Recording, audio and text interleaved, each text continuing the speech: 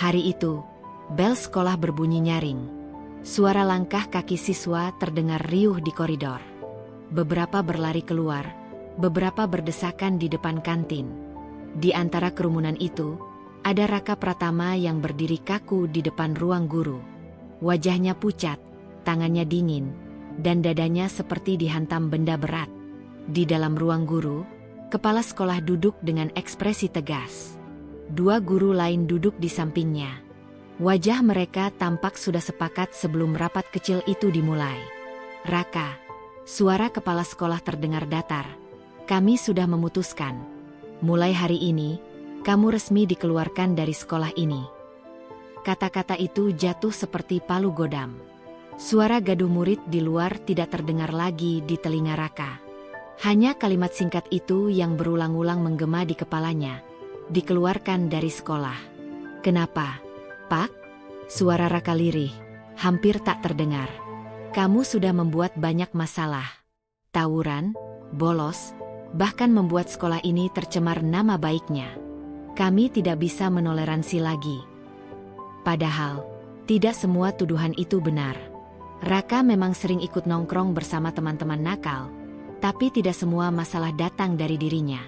Ia hanya terjebak dalam lingkaran salah pergaulan. Namun, siapa yang mau mendengar pembelaan anak yang sudah diberi cap pembuat onar? Raka menunduk. Ia ingin menjelaskan, tapi lidahnya keluh. Ia merasa tidak ada yang percaya padanya. Guru-guru itu tidak lagi memberi kesempatan bicara. Mereka sudah menandatangani surat keputusan. Dan hanya dengan satu tanda tangan, masa depan Raka seperti dihapus begitu saja. Kabar tentang Raka yang dikeluarkan menyebar cepat. Di sekolah kecil itu, gosip berjalan lebih cepat daripada jam pelajaran. Ada yang kasihan, ada yang acuh, tapi lebih banyak yang menertawakan. Ardi, sahabat yang dulu selalu bersama Raka sejak SMP, justru jadi orang pertama yang mengejek. "Akhir hidup lo, Ka," katanya sambil tertawa keras di kantin. "Lo pikir bisa jadi apa nanti? Tukang parkir? Kuli bangunan? Hidup lo udah tamat." Ucapan itu menusuk lebih dalam daripada keputusan kepala sekolah tadi pagi. Raka tidak menyangka, Ardi, orang yang dulu sering makan gorengan bersamanya dengan uang patungan, sekarang berdiri paling depan untuk menertawakannya. "Kenapa lo ketawa? Di? Gue kira lo temen gue," kata Raka dengan suara bergetar. "Temen?" Ardi mencibir. "Temen gue bukan anak buangan, Ka. Mulai sekarang lo jalan sendiri aja. Gue gak mau diseret ke jurang yang sama." Selesai berkata begitu, Ardi pergi meninggalkan Raka. Suara tawanya masih terdengar hingga beberapa meter jauhnya. Raka berdiri kaku. Ia merasa kehilangan segalanya dalam satu hari. Sekolah, sahabat, dan harga diri. Saat ia berjalan keluar gerbang sekolah untuk terakhir kalinya, ada seseorang yang menghampirinya. Seorang guru wanita berkerudung sederhana, dengan wajah yang penuh kelelahan namun tetap teduh. Dialah Bu Mira, guru BK yang sering dianggap bawel oleh murid-murid. "Raka," panggilnya lembut. Raka berhenti, tidak menoleh. Ia malu. Bu Mira menyodorkan sebuah kertas kecil yang dilipat rapi. "Baca nanti di rumah. Jangan dibuang." Raka menerimanya tanpa berkata apa-apa. Ia menunduk, lalu melangkah cepat meninggalkan halaman sekolah. Malam itu, di kamar sempitnya, Raka membuka lipatan kertas dari Bu Mira. Tulisannya rapi, dengan tinta biru yang sudah agak pudar. "Kamu belum gagal, Raka. Kamu hanya sedang mencari jalanmu sendiri. Jangan menyerah. Bu Mira." Raka membaca berulang-ulang. Kata-kata sederhana itu membuat dadanya hangat. Meski hanya satu orang yang percaya padanya, itu cukup untuk menyalakan seberkas harapan kecil di tengah kegelapan. Namun, rasa sakit karena diejek teman dan dicap sebagai anak gagal tetap menguasai pikirannya. Ia menatap langit-langit kamar, bertanya dalam hati, "Benarkah hidupku sudah berakhir di sini?" Keesokan harinya, Raka tidak lagi memakai seragam. Ia duduk di depan rumah, memperhatikan anak-anak lain berjalan ke sekolah. Mereka bercanda, membawa buku, dan menertawakan hal-hal kecil. Pemandangan itu terasa asing sekaligus menyakitkan. Tetangga mulai berbisik-bisik. Ada yang bilang, kasihan anak itu, pasti masa depannya hancur. Ada pula yang berkomentar, pantasan, dari dulu nakal. Raka hanya bisa menelan semuanya. Ia tidak punya kekuatan untuk membela diri. Hari-hari berikutnya berjalan lambat. Raka lebih banyak mengurung diri di rumah. Televisi hanya menambah rasa iri ketika ia melihat iklan anak muda sukses dengan jas rapi. Ia memandang kaca, melihat bayangan dirinya, remaja 16 tahun, kurus, dengan wajah penuh putus asa. Ibunya, seorang pedagang kecil di pasar, tidak banyak bicara. Ia hanya menghela napas panjang setiap kali melihat Raka termenung. "Apa rencanamu, Kak?" tanya ibunya suatu malam. Raka mengangkat bahu. "Gak tahu, Bu." Ibunya menatapnya lama. "Sekolah memang penting, tapi hidup gak berhenti hanya karena kamu dikeluarkan. Jangan diam saja, cari jalan lain." Raka terdiam. Kata-kata ibunya terasa berat. Tapi ia tahu, ibunya benar. Di dalam hati, Raka masih menyimpan kata-kata Bu Mira, "Kamu belum gagal." Kata itu bergema setiap kali ia hampir menyerah. Namun, pada saat itu, Raka belum tahu bagaimana cara membuktikannya. Ia hanya tahu satu hal, ia tidak ingin selamanya dikenang sebagai anak yang gagal. Malam semakin larut. Lampu kamar redup. Di meja kecilnya, kertas catatan Bu Mira tergeletak.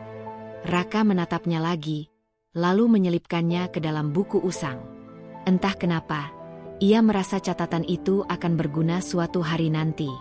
Dan malam itu, sebelum tidur, Raka berbisik pada dirinya sendiri. "Aku belum habis. Aku hanya jatuh. Suatu hari nanti, aku harus bangkit."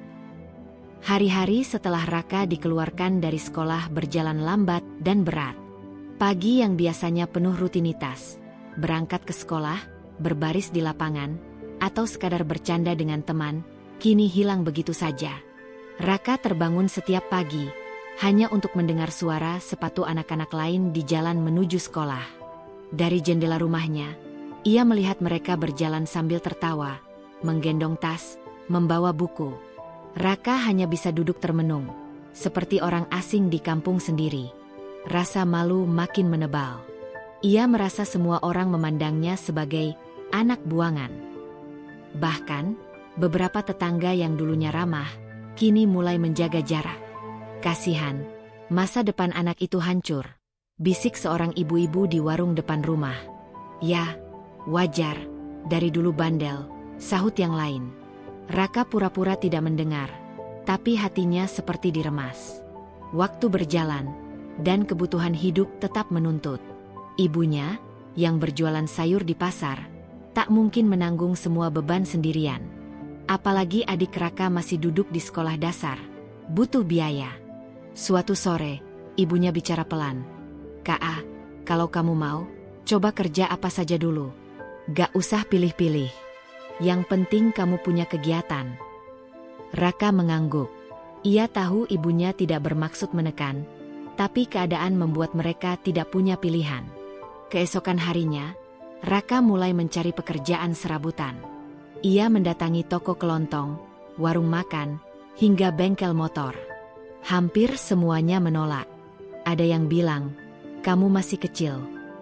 Ada juga yang terang-terangan berkata, "Bukannya kamu anak yang dikeluarkan dari sekolah itu?" Raka pulang dengan wajah muram. Namun ia tidak berhenti. Ia tahu, jika tidak mencoba, ia hanya akan terus tenggelam dalam rasa malu. Pekerjaan pertama yang diterima Raka adalah mengangkat barang di pasar. Setiap subuh, ia membantu pedagang memindahkan sayuran dari truk ke kios.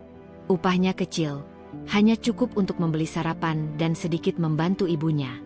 Meski tubuhnya letih, Raka merasa sedikit lega. Setidaknya, ia tidak sepenuhnya menjadi beban. Beberapa minggu kemudian, seorang pemilik kafe kecil menawarkan pekerjaan mengepel lantai dan mencuci gelas. Raka menerimanya tanpa ragu. Ia bekerja hingga larut malam, lalu pulang dengan baju penuh bau kopi. Pernah juga ia menjadi tukang parkir di depan minimarket. Panas terik dan teriakan orang membuatnya stres, tapi ia bertahan. Semua ia lakukan agar tetap bisa bertahan hidup. Di balik semua kesibukan itu, ada satu kebiasaan yang mulai tumbuh diam-diam. Setiap malam, setelah selesai bekerja, Raka tidak langsung tidur. Ia menyempatkan diri membuka buku bekas yang ia temukan di pasar loak. Buku-buku itu beragam. Ada yang sobek, ada yang tidak lengkap, bahkan ada yang penuh coretan. Tapi Raka membacanya dengan penuh rasa ingin tahu. Matanya berbinar setiap kali menemukan hal baru. Suatu malam, ia menemukan sebuah buku tua berjudul Dasar-Dasar Elektronika. Meski bahasanya kaku, Raka tetap berusaha memahami. Ia membaca perlahan, mengulang halaman yang sama berkali-kali sampai mengerti sedikit demi sedikit. Tak hanya buku, Raka juga mulai mencari warnet murah. Ia menonton video kuliah online tentang teknologi, fisika, dan ilmu dasar lainnya. Ia duduk di kursi sempit warnet, dengan headphone bekas, seolah sedang kuliah di universitas luar negeri. Suatu hari, aku juga bisa ngerti ini semua, gumamnya sendiri. Namun, perjalanan itu tidak mulus. Banyak malam ia merasa otaknya buntu. Kadang, ia membaca satu paragraf selama 1 jam tanpa paham. Kadang, ia menutup buku dengan frustrasi, lalu berkata pada dirinya, "Percuma, aku ini anak gagal." Tapi anehnya, setiap kali hampir menyerah, ia teringat catatan kecil Bu Mira. "Kamu belum gagal, kamu hanya sedang mencari jalanmu sendiri." Kalimat itu seperti tali yang menahan Raka agar tidak jatuh lebih dalam. Ia kembali membuka buku, menonton video lagi, meski matanya berat dan tubuhnya lelah setelah bekerja seharian. Suatu malam, Raka pulang dari kafe dengan langkah gontai. Di rumah, ia menemukan ibunya sedang menyiapkan makan malam sederhana, nasi, tempe goreng, dan sayur bening. Ibunya menatapnya dengan senyum tipis. "Capek, Ka?" "Lumayan, Bu. Kerja itu memang capek. Tapi kalau kamu sabar, lama-lama ada hasilnya." Raka hanya mengangguk. Dalam hati, ia berjanji, ia tidak akan selamanya bekerja serabutan. Ia ingin menemukan jalan lain, sesuatu yang benar-benar bisa mengubah hidupnya. Malam itu, setelah makan, ia membuka kembali buku elektronika bekas yang sudah lusuh. Ia menyalakan lampu kecil, lalu menulis catatan di kertas-kertas robek. Di kepalanya, mulai muncul pertanyaan-pertanyaan baru tentang bagaimana listrik bekerja, bagaimana alat dibuat, bagaimana teknologi bisa membantu orang lain. Meski masih samar, benih rasa ingin tahu itu mulai tumbuh. Beberapa bulan berlalu. Hidup Raka tetap pas-pasan. Uang yang ia hasilkan tidak banyak, tapi cukup untuk membuat ibunya sedikit tersenyum. Namun, di balik kehidupan keras itu, ada hal yang tidak diketahui orang lain. Setiap malam, Raka sedang membangun dunia barunya. Ia tidak lagi hanya membaca. Ia mulai mencoba mempraktikkan sedikit demi sedikit dari apa yang ia pelajari. Dengan barang-barang bekas yang ia kumpulkan, kabel putus, baterai rusak, lampu kecil dari mainan bekas, ia mencoba merangkai sesuatu. Hasilnya, hampir selalu gagal. Kabel korslet, baterai meledak kecil, atau lampu tidak menyala. Tapi bukannya menyerah, Raka justru merasa semakin penasaran. Kenapa bisa gagal? Apa yang salah? Gumamnya setiap kali percobaan berantakan. Setiap kegagalan justru mendorongnya membaca lebih banyak lagi, mencari video lain, dan mencoba lagi keesokan harinya. Malam demi malam, hidup Raka perlahan berubah arah. Dari seorang anak yang dulu dicap gagal, kini ia mulai menemukan satu hal yang membuatnya merasa hidup kembali: belajar. Belajar bukan karena nilai, bukan karena ujian, bukan karena seragam sekolah, tapi karena ia benar-benar ingin tahu. Dan tanpa ia sadari, masa kelam yang penuh rasa malu dan kerja serabutan itu sedang memahat dirinya menjadi seseorang yang berbeda. Pagi itu, udara masih lembab setelah hujan malam.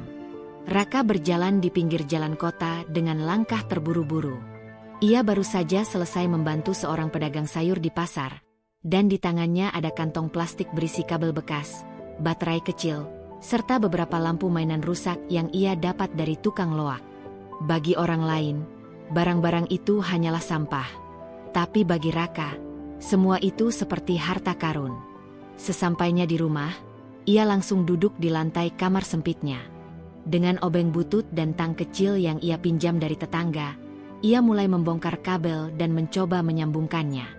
Tangannya kotor oleh bekas solder murahan yang ia beli dari upah kerjanya. Kali ini, ia mencoba merangkai lampu kecil dengan tenaga baterai bekas.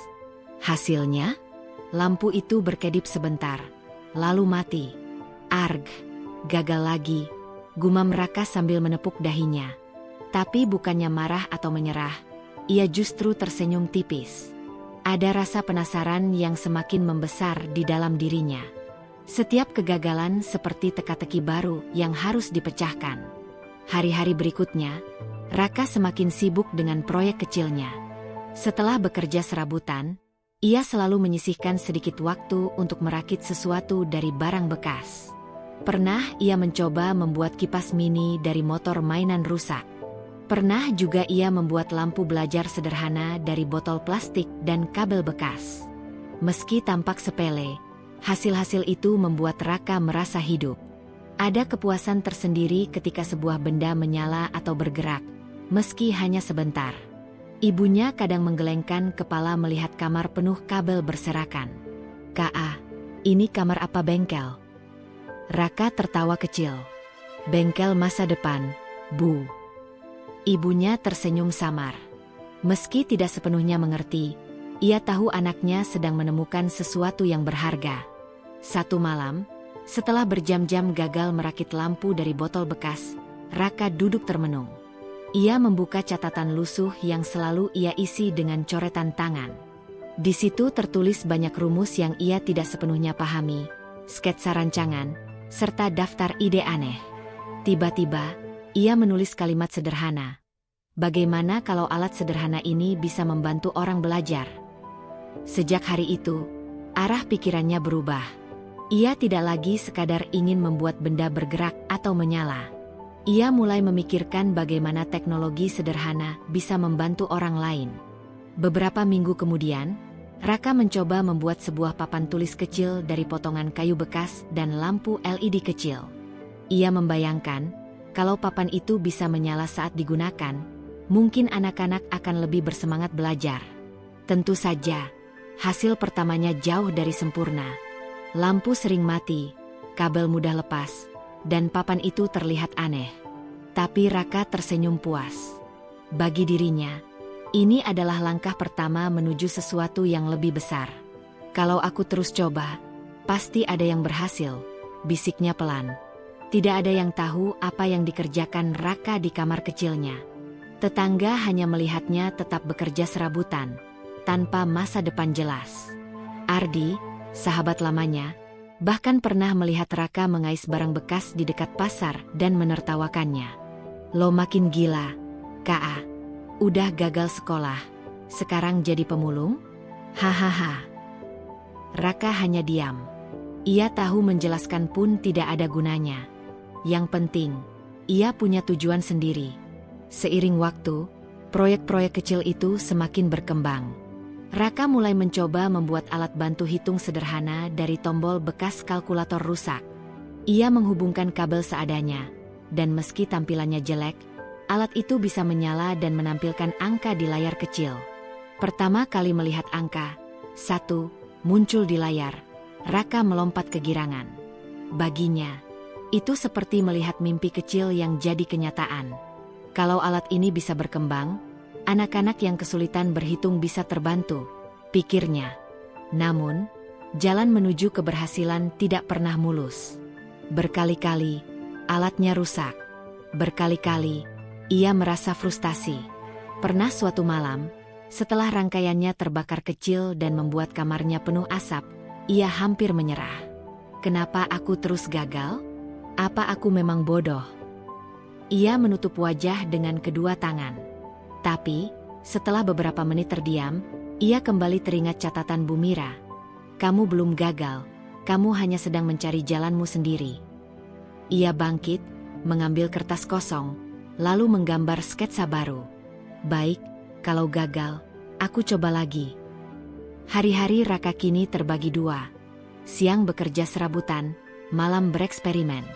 Uang yang ia dapat sering habis untuk membeli kabel, baterai, atau alat bekas. Tapi ia tidak peduli. Semakin banyak ia mencoba, semakin besar rasa penasarannya. Ia mulai benar-benar jatuh cinta pada dunia teknologi. Tidak ada guru yang mengajarinya, tidak ada sekolah yang membimbingnya. Semua ia pelajari dari buku bekas, video daring, dan trial and error. Tapi justru itulah yang membuatnya semakin menghargai setiap hal kecil yang berhasil ia capai.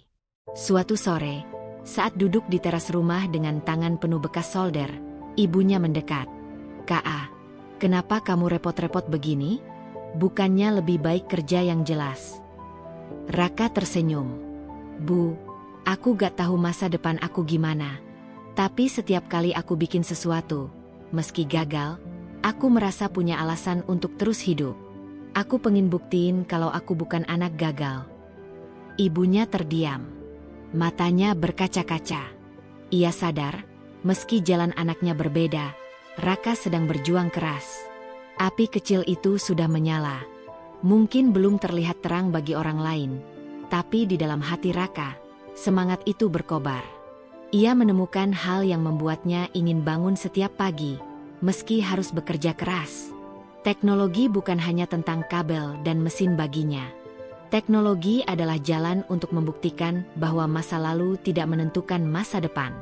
Dan tanpa ia sadari, proyek-proyek kecil dari barang bekas itu sedang menuntunnya menuju sesuatu yang lebih besar daripada yang pernah ia bayangkan. Suatu malam, setelah berkali-kali gagal, akhirnya sebuah proyek kecil Raka berhasil menyala sempurna. Ia membuat lampu belajar sederhana dari botol bekas, kabel usang, dan baterai yang hampir habis. Bentuknya jauh dari rapi, tapi lampu itu menyala terang. Raka menatapnya lama.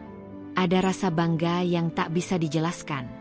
Untuk pertama kalinya, ia merasa semua kegagalan dan malam panjang tidak sia-sia. "Kalau aku bisa bikin ini, berarti aku bisa bikin yang lain juga," gumamnya pelan.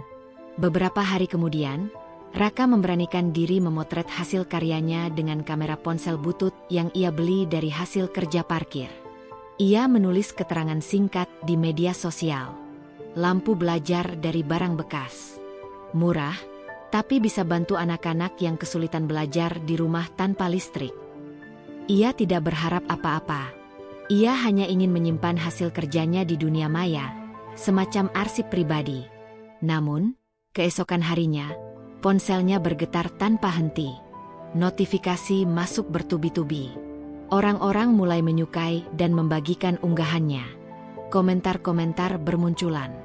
"Wah, keren banget, Mas. Anak muda kayak gini harus didukung. Ini inovasi sederhana tapi berguna."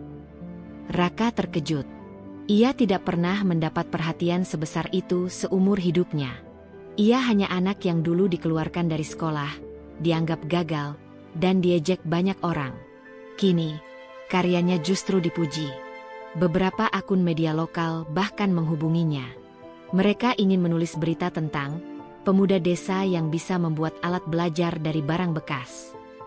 Hari berikutnya, sebuah artikel muncul dengan judul, "Raka Pratama, anak yang dulu dikeluarkan sekolah kini membuat inovasi pendidikan dari sampah."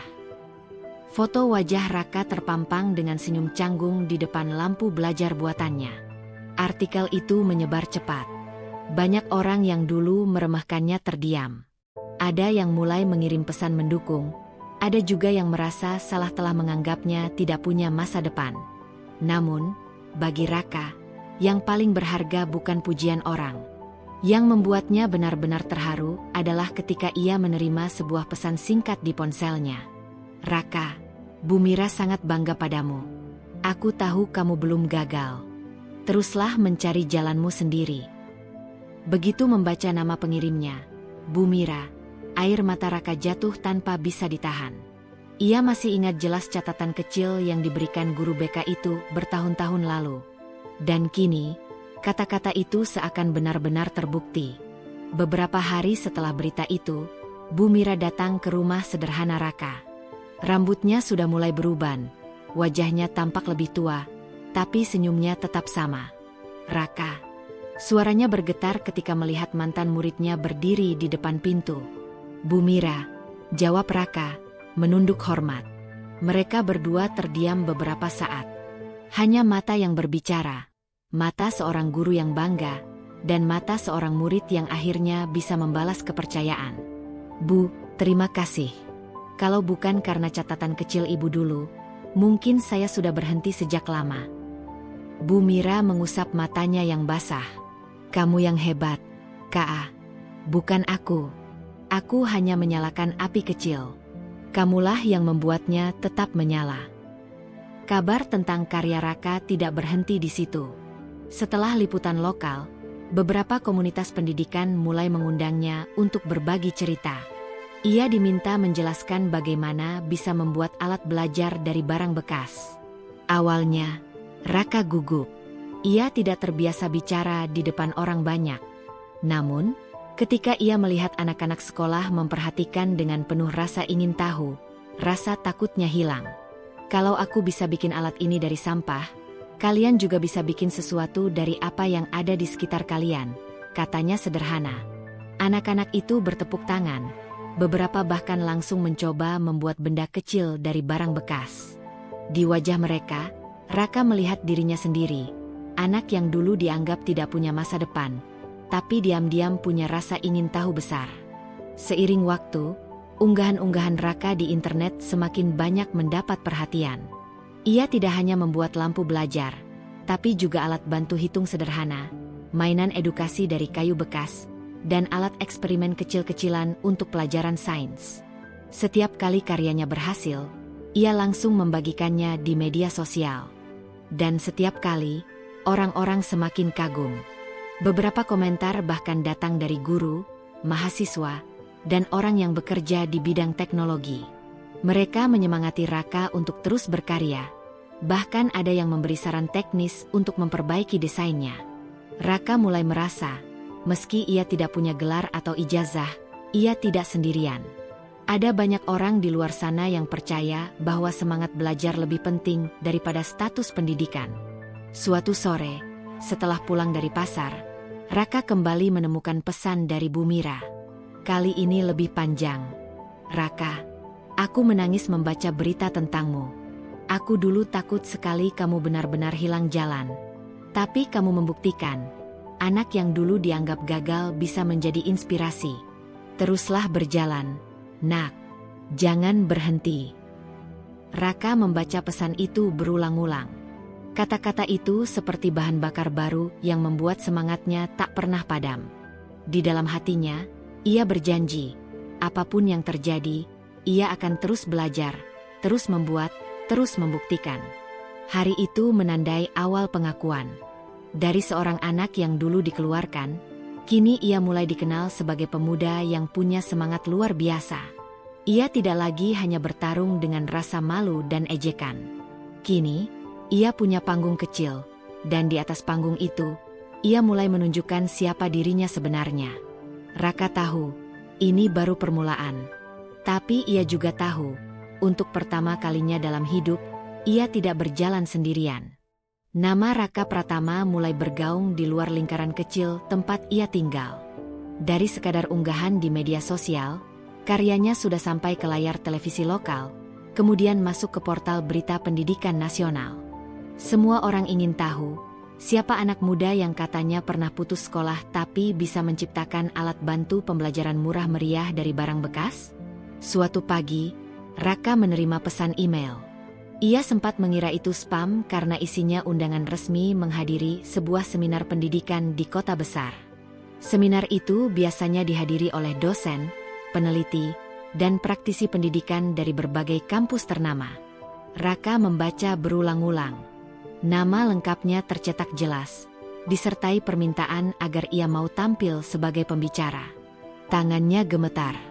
Ia bahkan tak punya kemeja pantas untuk acara semacam itu. Tapi ia tahu, kesempatan tidak datang dua kali. Ia meminjam jas lusuh dari tetangganya, menyetrikanya berkali-kali meski warnanya sudah pudar. Dengan uang seadanya, ia naik bus menuju kota besar, berbekal rasa percaya diri yang masih naik turun. Saat hari H, Raka duduk di barisan pembicara. Di sekelilingnya ada orang-orang dengan gelar panjang, doktor, profesor, dan ahli pendidikan. Raka hanya menunduk, takut terlihat canggung. Namun ketika gilirannya tiba, ia berdiri dengan suara yang bergetar tapi tegas. Nama saya Raka Pratama. Saya tidak punya gelar akademik, bahkan dulu dikeluarkan dari sekolah. Tapi saya percaya pendidikan bisa dibuka dengan cara yang lebih sederhana, murah, dan dekat dengan kehidupan sehari-hari, ujarnya. Ia lalu menunjukkan alat buatannya, proyektor sederhana dari kardus bekas dan lensa kaca, papan tulis mini yang bisa dilipat dari tutup plastik, serta aplikasi sederhana hasil belajar otodidaknya. Hadirin yang awalnya ragu, tiba-tiba hening. Beberapa orang bertepuk tangan, sebagian lagi mengangguk kagum. Di antara para peserta, seorang pria parubaya dengan jas rapi memperhatikan Raka dengan seksama. Namanya Profesor Bima, dekan dari salah satu kampus ternama di negeri ini. Ia terkenal sebagai sosok dingin dan kritis. Tapi kali ini, matanya berbinar. Seusai acara, ia menghampiri Raka. "Anak muda," kata Profesor Bima sambil menjabat tangannya, "ide-ide kamu segar sekali. Jujur, saya tidak menyangka bisa mendengar gagasan secerdas ini dari seseorang yang bahkan tidak pernah kuliah." Raka terdiam, tidak tahu harus menjawab apa. "Bagaimana kalau kita duduk bersama, berdiskusi lebih jauh?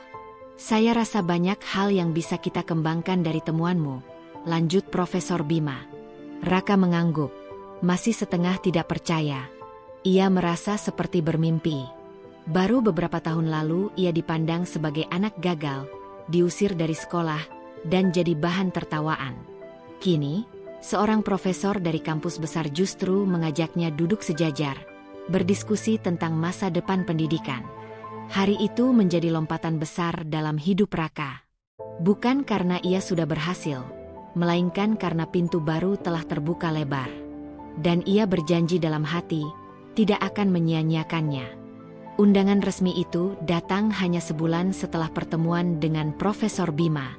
Kertas tebal berkop kampus ternama, dengan tulisan rapi dan tanda tangan dekan, tiba di rumah kontrakan kecil Raka. Isinya jelas, ia diminta menjadi dosen tamu di salah satu fakultas teknologi pendidikan. Raka membacanya berulang kali. Dulu, sekadar lewat di depan gerbang kampus itu saja sudah membuatnya minder. Kini namanya justru terpampang sebagai pembicara. Rasanya aneh, menegangkan, sekaligus membahagiakan. Hari yang dinanti tiba. Pagi itu Raka mengenakan jas pinjaman yang sama, tapi kali ini ia memadukannya dengan kemeja baru, hasil tabungannya bekerja serabutan. Rambutnya disisir rapi, sepatu pinjaman sudah dipoles berulang. Ia menatap bayangannya di kaca, mencoba meyakinkan diri bahwa ia cukup pantas berdiri di depan mahasiswa. Begitu sampai di kampus, jantungnya berdebar kencang. Gedung tinggi menjulang, mahasiswa hilir mudik dengan buku di tangan. Dulu, pemandangan seperti itu hanya bisa ia lihat dari luar pagar. Sekarang, ia masuk lewat pintu utama dengan identitas dosen tamu. Di aula besar, ratusan mahasiswa sudah duduk rapi. Mereka berbisik-bisik, penasaran dengan siapa yang akan berbicara. Saat namanya dipanggil, Raka melangkah ke panggung. Lampu sorot menyoroti wajahnya. Ia bisa merasakan semua mata tertuju padanya. "Selamat pagi," katanya. Suaranya agak bergetar. "Nama saya Raka Pratama.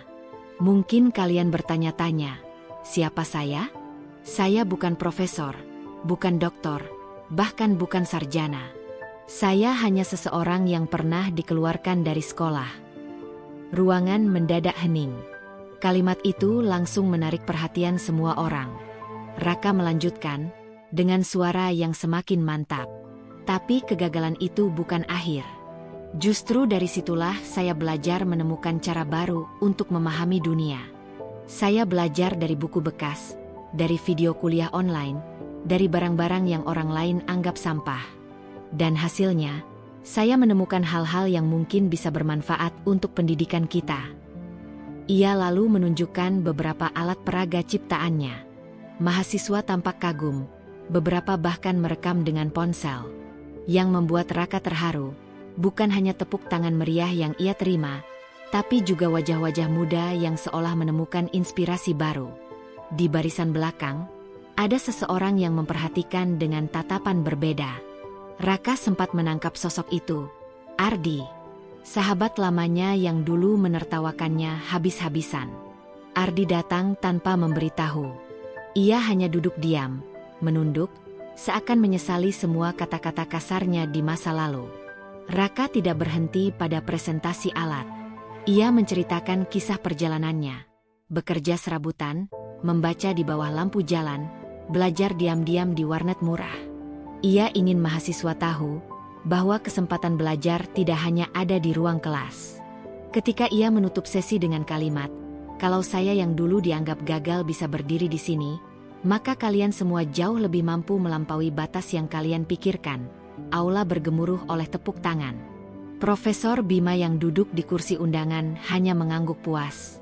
Baginya, Raka bukan sekadar dosen tamu, tapi bukti nyata bahwa kecerdasan tidak bisa diukur dari nilai rapor atau gelar akademik semata. Setelah acara selesai, banyak mahasiswa menghampiri Raka, meminta tanda tangan, bahkan sekadar foto bersama. Raka tersenyum canggung. Dalam hatinya ia tahu, ini bukan soal popularitas, melainkan soal menyampaikan pesan, bahwa pendidikan adalah hak semua orang, dan tidak ada yang benar-benar gagal selama masih mau belajar. Hari itu, Raka resmi kembali ke dunia akademik. Bukan sebagai murid yang diusir, melainkan sebagai pengajar yang disambut. Ironi sekaligus anugerah. Ia pulang dengan langkah ringan, menyadari satu hal penting. Masa lalu tidak lagi menahannya, justru menjadi pondasi yang membuatnya berdiri tegak hari ini. Nama Raka semakin sering terdengar. Setelah penampilannya sebagai dosen tamu, media nasional mulai menyorot kisah hidupnya. Judul-judul berita bermunculan. Dulu dikeluarkan, kini mengajar di kampus ternama, atau anak desa yang menyalakan api pendidikan. Awalnya Raka merasa canggung. Ia tidak terbiasa disorot kamera atau diwawancara. Namun ia sadar, setiap cerita yang ia bagikan bisa menjadi harapan bagi anak-anak yang pernah merasa gagal seperti dirinya. Undangan demi undangan berdatangan. Dari seminar kecil di desa, hingga forum pendidikan tingkat nasional. Di setiap kesempatan, Raka selalu menekankan bahwa dirinya bukan pahlawan, hanya orang biasa yang tidak menyerah. Dari popularitas itu, lahirlah sebuah gagasan besar. Raka memutuskan membangun yayasan pendidikan sederhana, khusus untuk anak-anak putus sekolah. Ia menyewa sebuah rumah kosong di pinggiran kota, mengisinya dengan meja bekas, papan tulis sumbangan, dan rak penuh buku. Anak-anak datang tanpa dipungut biaya.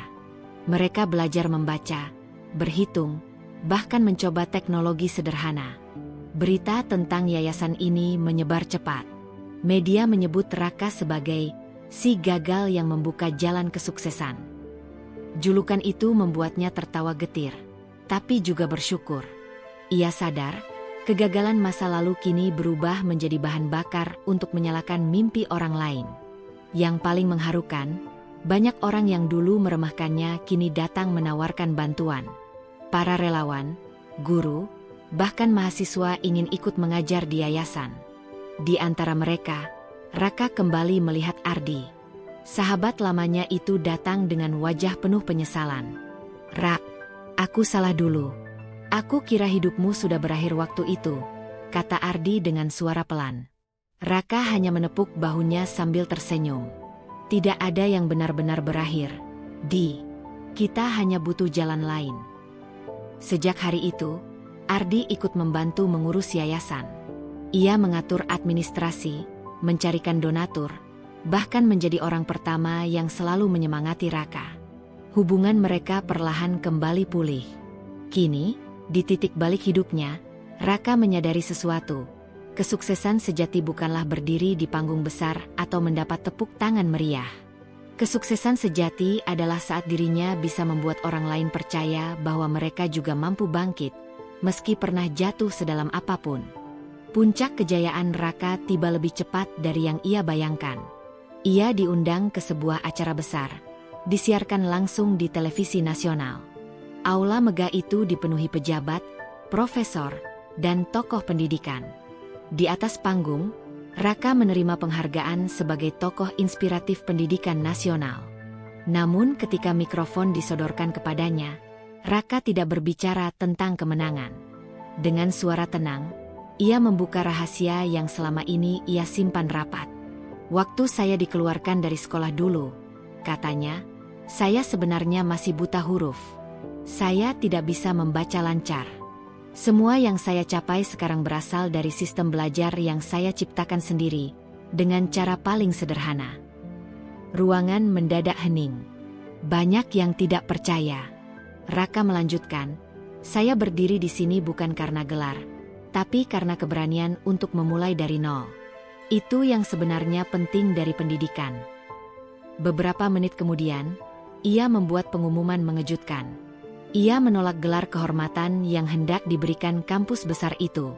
Sebagai gantinya, ia mengangkat selembar formulir pendaftaran mahasiswa baru. "Saya ingin jadi murid kembali. Semester 1, dari awal. Karena belajar tidak pernah selesai, dan saya ingin merasakannya seperti kalian semua." Publik terperangah. Profesor, mahasiswa, bahkan pejabat yang hadir berdiri memberi tepuk tangan panjang. Dunia menulis berita. Raka Pratama, dari si gagal menjadi dosen, kini memilih kembali jadi murid. Dengan langkah sederhana itu, Raka membuktikan bahwa pendidikan sejati bukan soal status, melainkan keberanian untuk terus belajar seumur hidup.